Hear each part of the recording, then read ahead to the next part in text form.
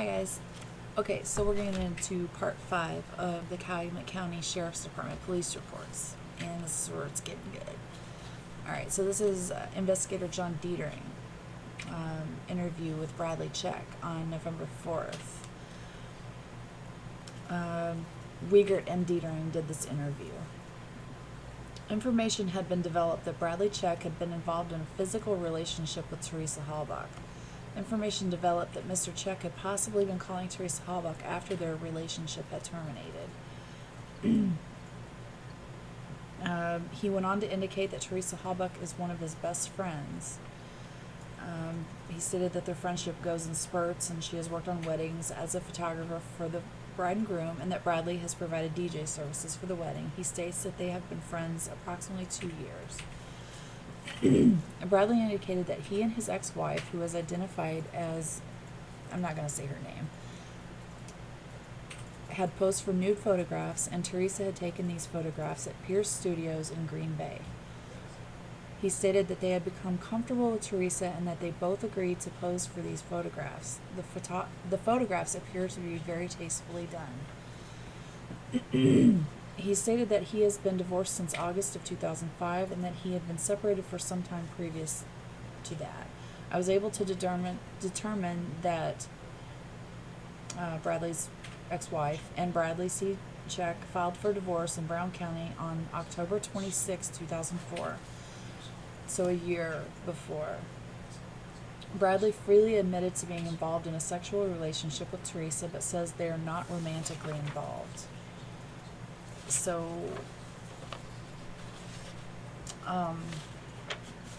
basically,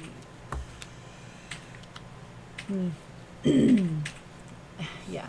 He stated that he had last seen Teresa at Max and Irma's at Bay Park Square at approximately 2 weeks ago, and they had had lunch together. He stated that he had text messaged Teresa at 12:45 hours on October 31st, and he had gotten no response. He said he called her at 21:17 hours on November 3rd and found her voicemail to be full. He stated that after a couple rings, the phone transferred to an automated voicemail, not Teresa's personal greeting. He stated that he and Nicole Sanger and Teresa did a lot of three-way calls, and he gave Nicole's phone number. And later on, we see a report from Nicole stating basically the same thing. Bradley indicated that Teresa was not known to be depressed or have any problems, blah, blah, blah. He went on to indicate that he and Teresa were involved in a sexual relationship a long time ago. He stated that Teresa had advised him that she had nothing going on in that department during her recent conversation with him. Bradley did indicate that Teresa mentioned to him that she had slept with her roommate Scott several times and that she had regretted it, but had gotten over the awkwardness of being involved with him. That's interesting, right? Like, we wondered about this, and you remember when Ryan was asked about this on the stand during his testimony? Nope, just friends. Like, he just got really, no, Scott and Teresa are just friends. And he looked like, do not ask me that again, or I'm going to flip shit on you. They're just friends. Apparently not, Ryan. You were wrong.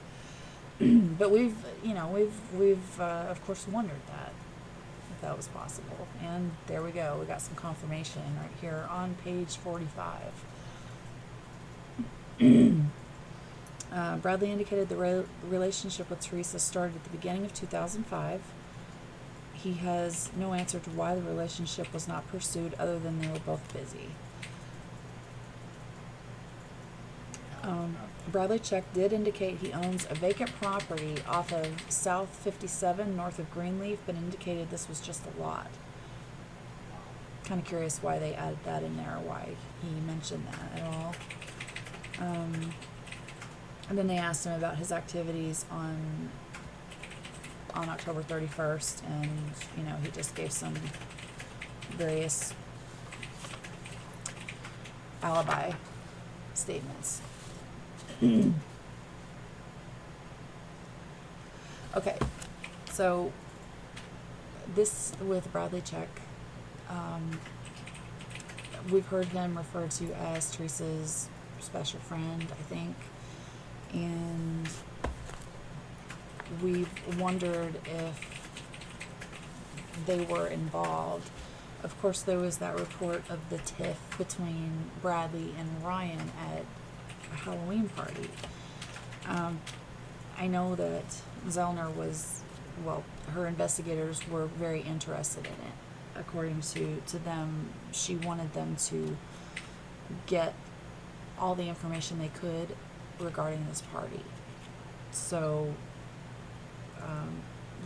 I don't know if it was whether Bradley was there or whether he was with Teresa or not, but apparently, according to his statement, he didn't go to this party with her. He had last seen her when they had lunch, like 2 weeks before. So I don't know what that's about. So here is another report by John Dietering on November 4th about this mystery phone number. We don't know where Teresa's fax came from on the early morning hours of October 31st to Auto Trader. This is Dietering and Wiegert going to contact a person at the address that was associated with this phone number, last associated with this phone number. Oh no, that's not yet. But we'll get to that here in just a second. Investigator Wiegert and Dietering did attempt to make contact at this address. SBC Security had advised us that while they could not provide a last name subscriber for that phone number, they could in fact provide us with the last address the number was listed to. So Investigator Wiegert and I found no one at this residence. And I find out later that it's Michael Joseph Vanden Heuvel, I believe, whatever. Which, like I said, we'll get into that here in just a minute, where he has no idea anything about it. And then later on we'll find out why, because I've read a little bit into this, so I've already pieced it together on what's going on with that phone number. Because at first I was like, oh my god, what is this? Why would she be faxing from this phone number? Who is, where was she? She wasn't at home. Why wasn't she faxing from her home fax number? This is weird, right? The time is weird that she's faxing from, whatever. So anyway, we're going on. John Dietering on November 4th. He speaks with Nicole Sanger, who's the one that Bradley Check and her talked with Teresa 2 weeks ago. It says, Nicole indicated she had last seen Teresa 2 weeks ago last Sunday. She stated this. At this time, Teresa seemed to be in a good mood, and they were going to do lunch with Bradley Check. However, Nicole had other things to do and was unable to attend. She stated Teresa and Bradley and she had a three-way call at this time. I asked Nicole who Teresa was close to. She stated that Teresa was very close to her family, to Bradley Check, and to her roommate. Nicole indicated she had known Teresa for between 12 and 18 months. Nicole indicated to her knowledge Teresa was not involved with anyone as of a couple months ago. She described Bradley and Teresa as good friends and had no knowledge of any other involvement. Okay, now here we are with the guy who, this is John Dietering on the 4th, another report by him, where he makes contact with this Michael Joseph Vanden Heuvel about this phone number associated with his address. Vanden Heuvel indicated that he had not had a home phone number since he was in a homeless shelter in May of 2004.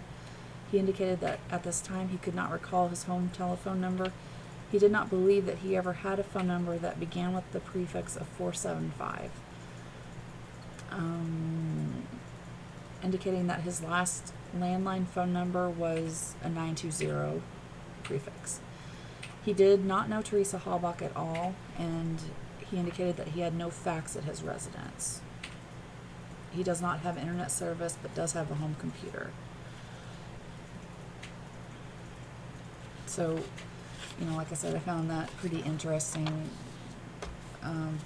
regarding the phone number, the weird phone number that Teresa had faxed her last fax from. All right, now we've got an interview with Tom Pierce. This was with John Dietering on November 4th with Tom Pierce. I'm just gonna go over the highlights of this. Pierce indicated that Teresa Hollock and he had known each other for 4 to 5 years in total. He and Teresa actually set up 2 separate businesses under one roof. He stated that this had gone on almost 2 years. He stated that they became good friends as well as co-workers. He stated that she does have 3 or 4 male friends who are motorcycle racers, and she would on occasion accompany them to Road America to watch motorcycle racing there. And this is the first I've heard of this. He stated that he believed that if Teresa was only seeing one person in particular, that he would know about it. So she wasn't dating anyone exclusively at the time. Teresa did mention to him that she would see him on Tuesday, November 1st. He stated that Teresa had plans to attend a business marketing meeting on Wednesday, November 2nd, and indicated she would be in between 11 and 12 noon on Wednesday, the 2nd. He stated that when she did not appear at the studio or go to the business marketing meeting on Wednesday, he became concerned for her. He stated when Teresa did not appear at the studio on Thursday, November 3rd, he became extremely concerned, and after lunch he became really worried. He stated that he called Teresa's cell phone and learned that her mailbox was full. Then he indicated that he then called Teresa's mom, Karen, who indicated that she would begin calling Teresa's friends in an attempt to locate her. See, earlier in one of the earlier videos, Karen said that she was the one who contacted her employers and friends. And now he's saying that he's the one that contacted her, so I'm not really sure which one that's true or not. Pierce indicated that he does not have a fax machine on his premises. He indicated Teresa was provided with a fax machine by Auto Trader. This is something that we were wondering about. Was she provided with a cell phone, like a business cell phone? Was she provided with a computer? Was she provided with the fax machine?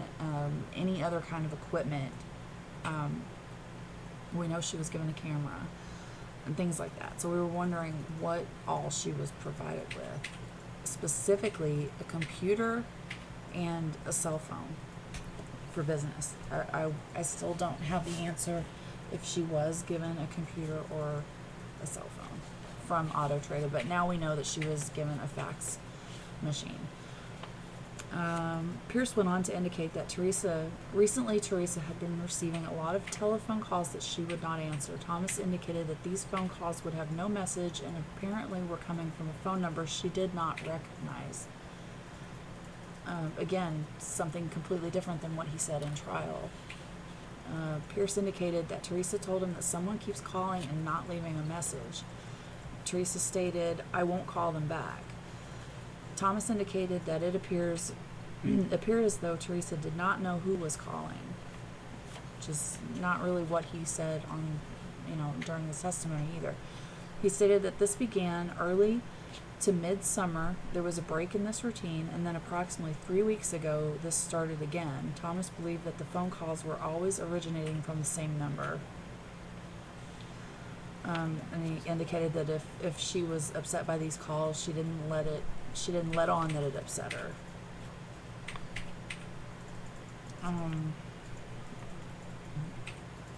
Things like that. So those were the highlights from his testimony there, and then there's a little bit more from his interview there. There's a little bit more.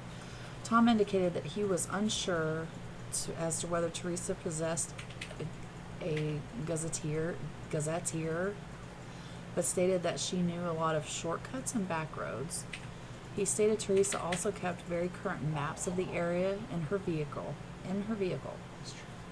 because of the amount of travel she does for Auto Trader, in addition to the travel she does for photographing weddings. I did notice that Thomas Pierce from time to time would speak about Teresa in the past tense. So something to be, maybe questioned about what's going on there.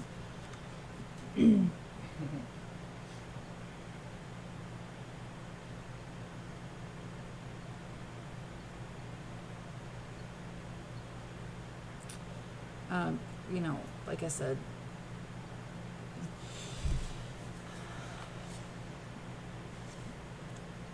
he says something different though on the stand. That's what bothers me.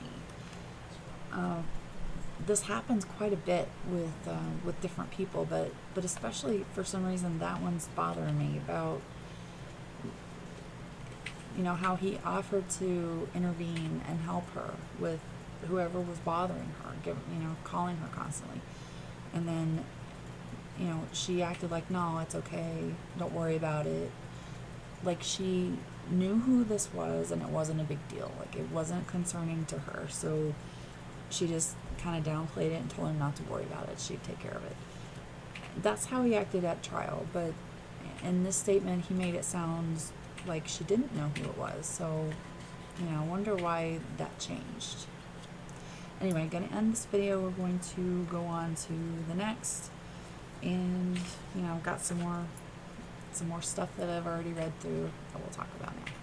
Thanks for watching.